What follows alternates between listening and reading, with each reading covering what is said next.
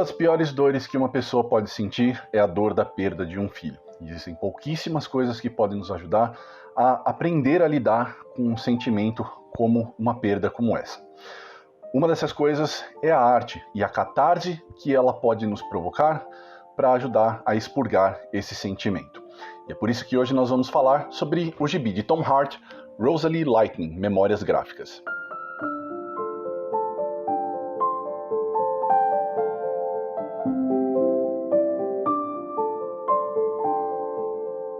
Bom, gente, Rosalie Lightning não tem uma sinopse muito complexa e também, infelizmente, não muito feliz. Todo o gibi gira em torno do registro e da narrativa do autor, Tom Hart, sobre a morte da sua filhinha Rosalie, que acontece de forma súbita e inesperada. É um gibi bastante pesado de se ler. Não é uma narrativa linear, ele não descreve os eventos, os acontecimentos do momento em que ela começa a dar sinais de problemas ou coisa parecida, não.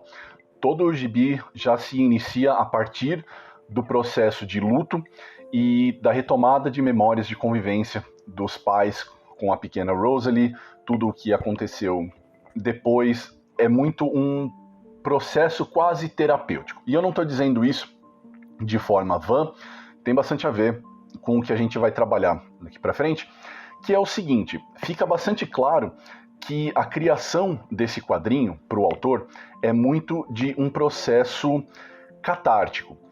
E a gente usa muito essa palavra no cotidiano, né? O que é catártico, a ideia de catarse, só que muito pouca gente sabe o que significa a palavra catarse, e Rosalie Lightning é um grande exemplo de como isso é aplicado, de como essa catarse pode funcionar para uma pessoa na prática. Então, o que a gente precisa primeiro saber sobre o conceito de catarse é que ele se divide em dois grandes termos conceituais que a gente pode retomar a partir de três pensadores. Então, vamos lá, um de cada vez. O primeiro desses conceitos é de ninguém menos que Aristóteles, o grande filósofo grego, quando na sua Poética, o seu tratado sobre estética, considerado por muitos o tratado que inaugura justamente o estudo das artes como um todo, incluídas aí as artes narrativas, na sua Poética, Aristóteles faz uma grande análise da tragediografia grega e como a tragediografia grega proporciona o que ele chama de catarse. Na sua etimologia, a palavra catarse ela é muito traduzida como purificação, como expiação, porque ela adquiriu com o tempo um caráter quase religioso, o que não é completamente equivocado, tá, gente? É um sentimento que ele pode sim ser aplicado, é um sentimento de crença, né, mais profundo, transcendental, mas etimologicamente ele seria melhor traduzido como uma expurgação, como uma purgação, aliás, como um expurgo. Porque é como se você estivesse livrando o seu corpo, livrando os seus sistemas de uma fleuma negativa, de algo que é tóxico para os seus afetos. Na definição aristotélica, essa catarse ela acontecia coletivamente, individualmente e coletivamente, através dessas tragédias. Porque o que são as tragédias gregas de um ponto de vista analítico? Todas essas peças clássicas de grandes autores como Sófocles, Eurípides, entre outros, elas narram o mito da sociedade grega, o mito da civilização grega, e tentam mostrar ao público aspectos mais profundos dessa existência. Isso significa trabalhar problemas, crenças, relações dentro da Politeia de um ponto de vista mais profundo, em que muitos desses personagens encarnam símbolos e arquétipos, quando essa própria compreensão sequer existia, de forma a representar tanto os cidadãos quanto a Politeia grega. E muitas dessas peças são tragédias, digo isso, sim, muitas são, porque nem toda peça da Grécia Antiga é uma tragédia, obviamente, mas as peças trágicas gregas recebem essa denominação por conta do seu aspecto e consciência de uma certa inevitabilidade diante do destino.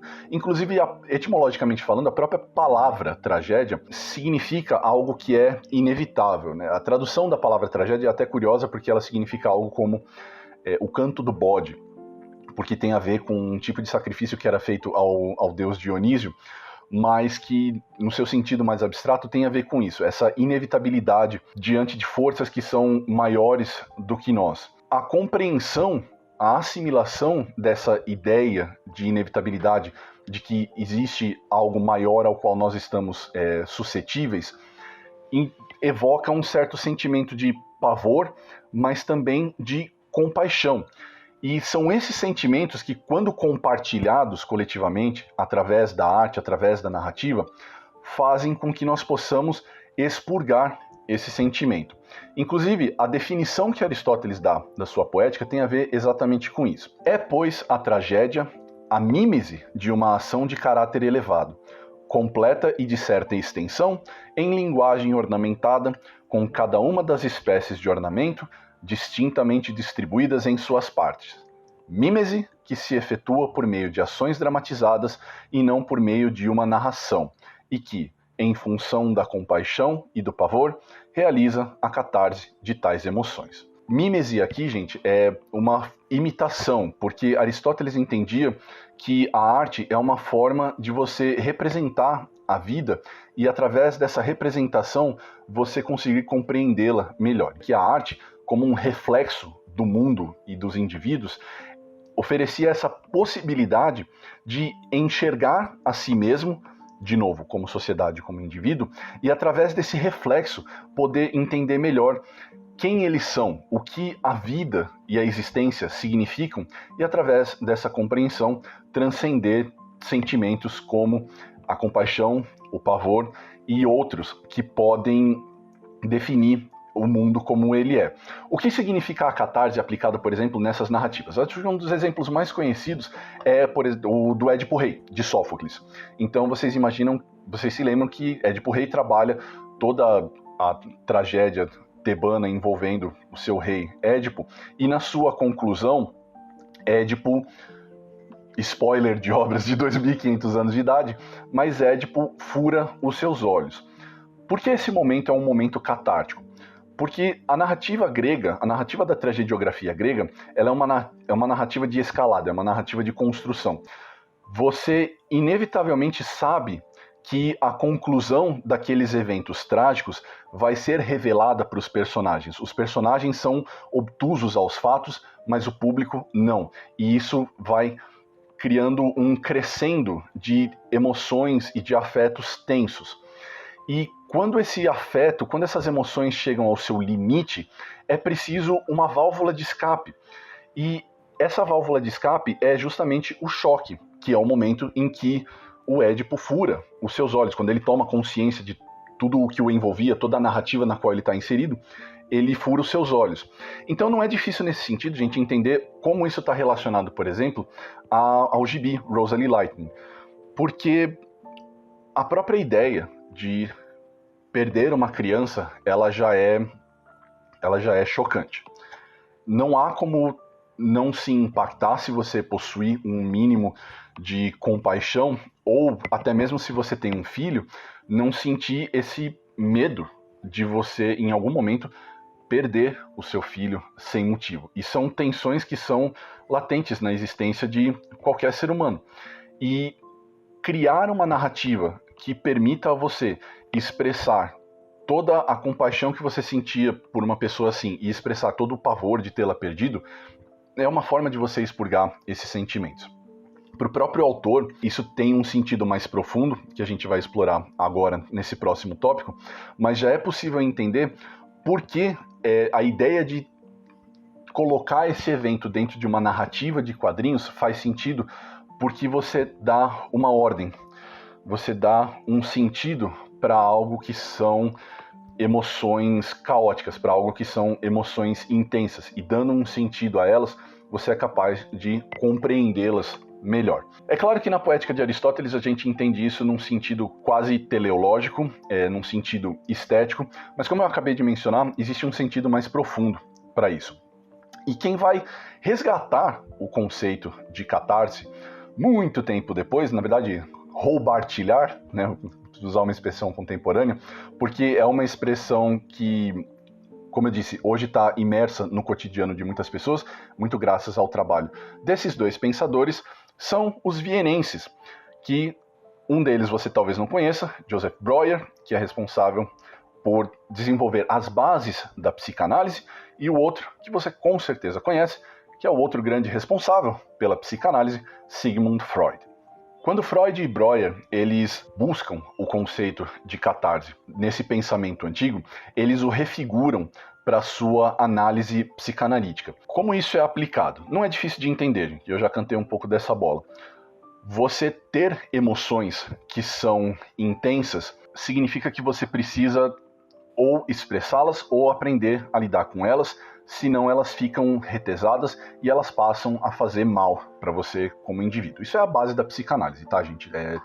Assim, todos vocês, eu imagino, qualquer um de nós que está participando desse vídeo, vocês assistindo ou mesmo eu fazendo, já passaram por situações de emoção intensa que você não sabe como expressar e você fica remoendo aquilo, sabe? O exemplo mais besta que eu consigo pensar disso é, por exemplo, alguém te xinga na rua por qualquer motivo e você fica em choque e na hora você não sabe como reagir àquilo e você fica remoendo esse evento e aí em casa, tipo, 3, 4 horas depois você pensa, puta, eu devia ter respondido isso para aquela pessoa, mas enfim, o evento já passou e você fica com aquele gosto amargo na boca de um sentimento muito ruim. Freud e Breuer fazem uma análise objetiva desse tipo de sentimento e eles dão uma definição que é mais prática sobre esse tipo de situação.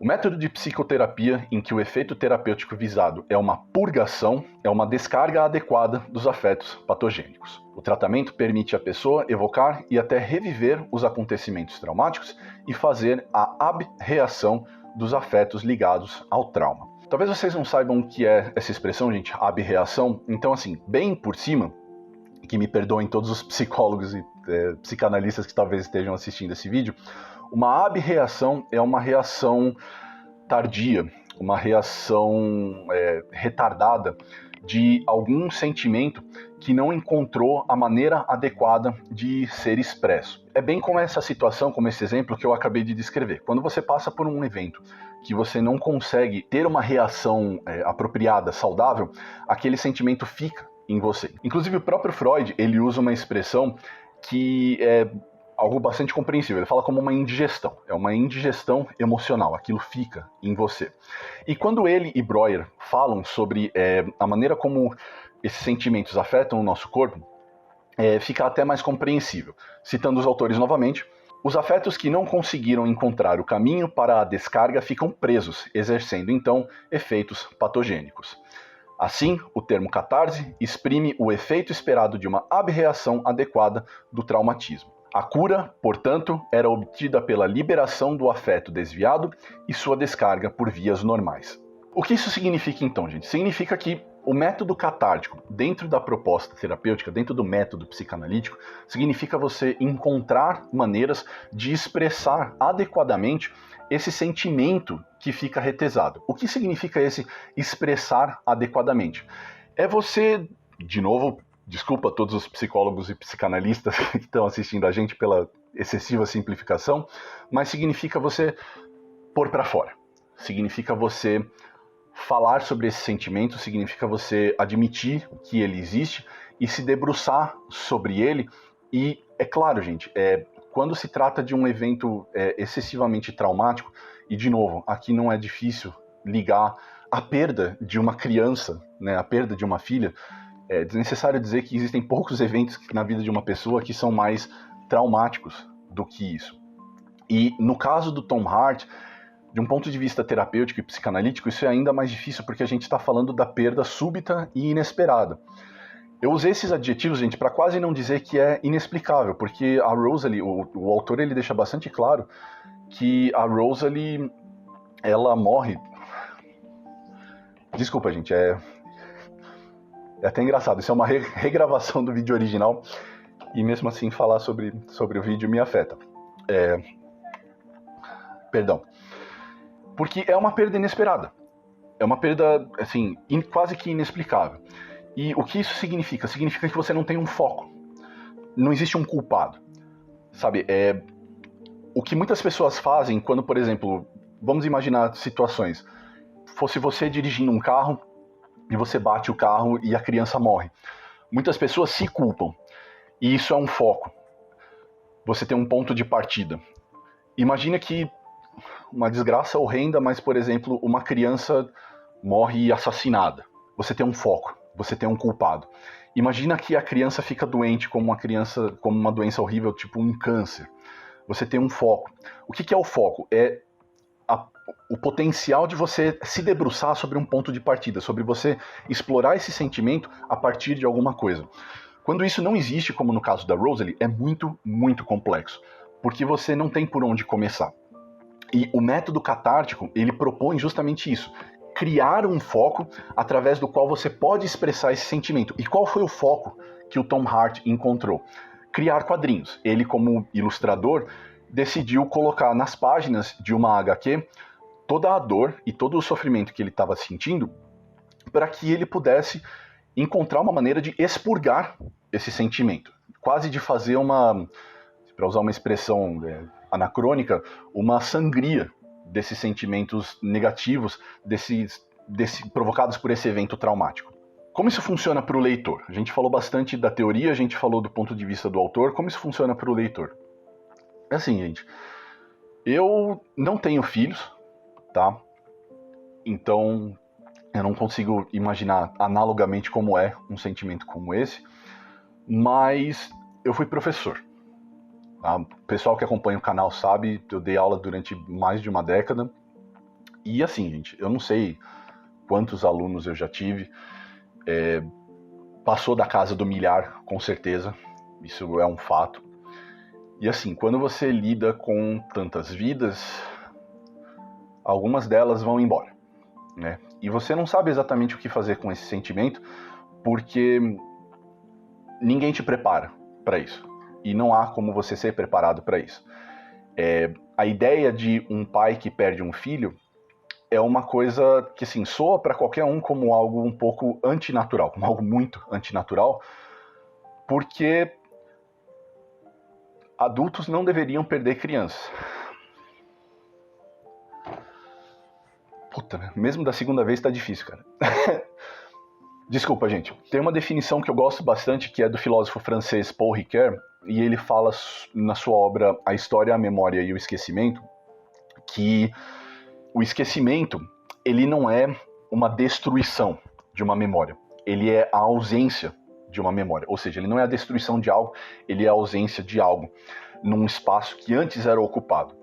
E mesmo que nesse espaço não exista mais nada, o espaço onde havia aquela memória, há a consciência ao redor de que havia algo ali. E a ausência é que provoca a dor. Porque esse mesmo autor tem uma definição que eu acho interessante. Ele diz que os seres humanos só se entendem no tempo através das suas narrativas. Nós criamos uma narrativa para que nós possamos compreender a nós mesmos. Nós só existimos através da nossa história. Quem nós somos, as nossas motivações, a nossa ausência de motivações, os nossos propósitos, as nossas angústias, tudo isso compõe a nossa narrativa, e quando nós enunciamos essa narrativa, mesmo que seja intuitivamente, nós criamos uma compreensão de quem e o que nós somos. E quando nós perdemos alguém, seja na forma de uma memória, ou seja fisicamente, como no caso da perda de uma criança, no caso do Tom Hart, você cria um espaço, você cria uma ausência, e essa ausência provoca uma dor profunda. Essa dor, ela precisa ser preenchida.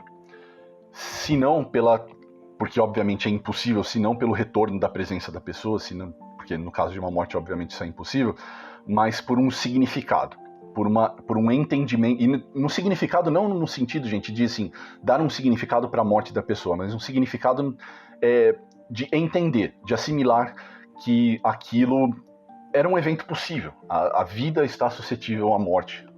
Desculpa o clichê, assim, terapeuticamente falando, é uma maneira de você tentar compreender isso.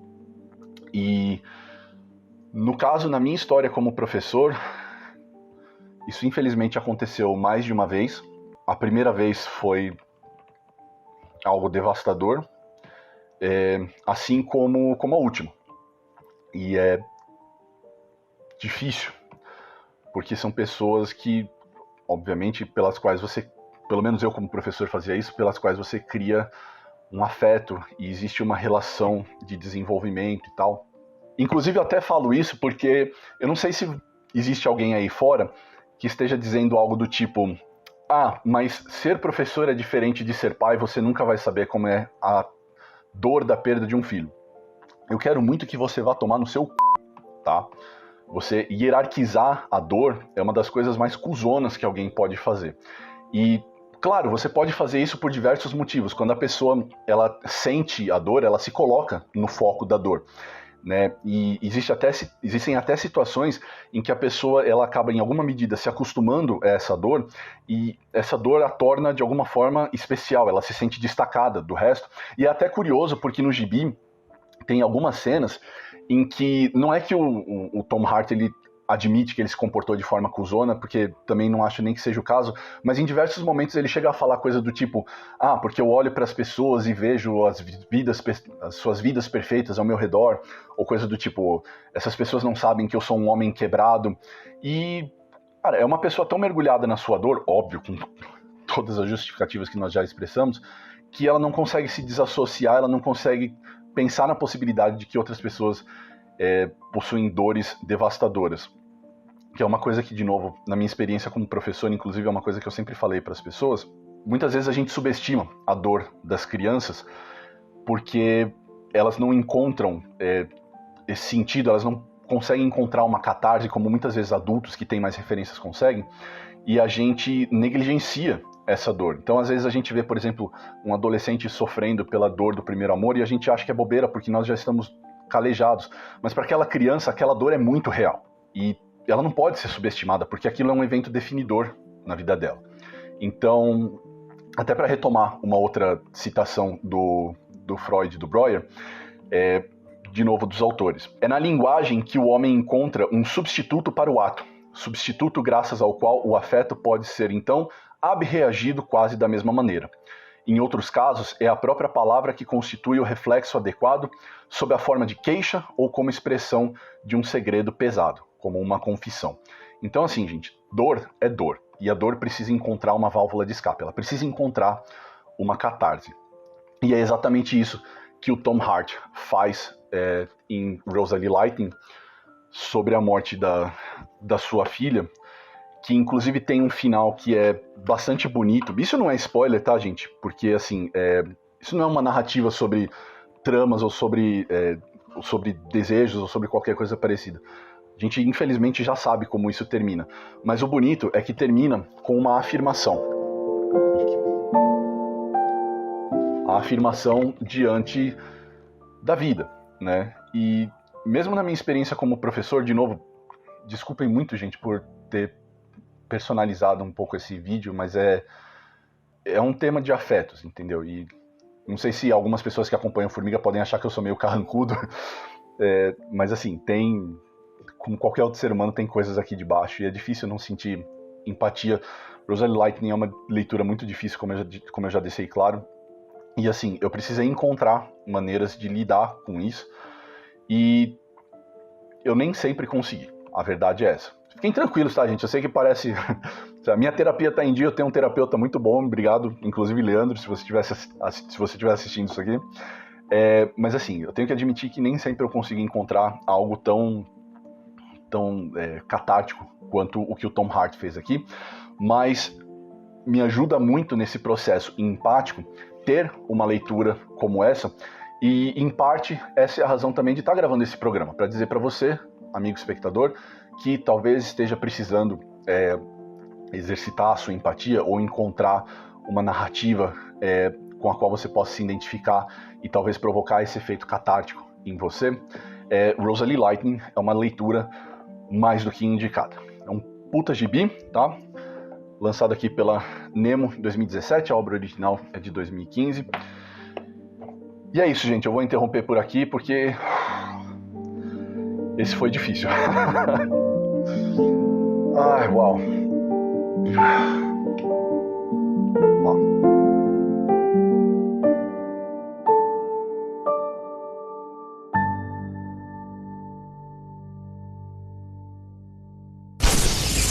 Deixa aí a sua curtida, deixa aí o seu comentário pra gente saber o que você está pensando, o que você está achando. Se você não se inscreveu no canal, por favor, se inscreva, isso ajuda bastante a gente. Se você quer procurar a gente nas nossas redes sociais, a gente tem Facebook, tem Twitter e tem Instagram, onde a gente é @formiga.elétrica. E a gente também tem uma campanha de financiamento recorrente no Apoia-se, apoia.se/formigaelétrica, onde você pode contribuir com o que você quiser ou puder, para nos ajudar a continuar fazendo programas que vão nos fazer desabar na frente dos espectadores. É isso aí, pessoal. Até semana que vem. Tchau.